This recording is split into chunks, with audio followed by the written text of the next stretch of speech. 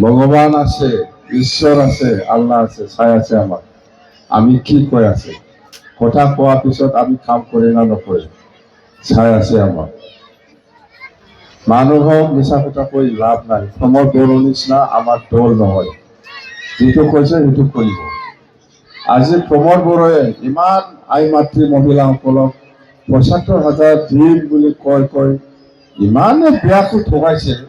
মহিলা self help group মহিলাসকলক এনেকুৱা ঠগোৱাৰ কাৰণে আজি ভাৱ লাগিছে।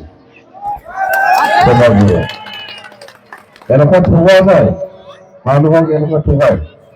মানুহ ইমান বিশ্বাস কৰিছে আপোনাৰ ওপৰত, মানুহ ইমান বিশ্বাস কৰিছে আপুনি মাটিৰ কথা দিব বুলি, ঘৰে ঘৰে চাকৰি দিব, ইমান মিছা কথা ক'ব পাৰে মানে এইটো চাই আছেতো। সেইকাৰণে আমি বহুত ১ বছৰ ২ বছৰ আগত কৈ আছো, আমি সকলক এনেকুৱা ঠগাব নালাগে। এনেকুৱা যদি ঠগাই মই প্ৰমোদ কৰি আছো, ময়ো যদি কথা দি পেলাই কাম নকৰে ময়ো ভাৱ লাগিব চাই যাব। ৰাজ্যৰ ওচৰত প্ৰতিশ্ৰুতি দিয়া যায়, যিটো কাম কৰিব নোৱাৰে এইবিলাক আমি যিটো কাম কৰিব পাৰে সেইটো প্ৰচাৰ চলাইছে আৰু আমি কৰিম। মাটিৰ পাত্তা দিব লাগেতো, মই দিনা নেকি চাই থাকিব।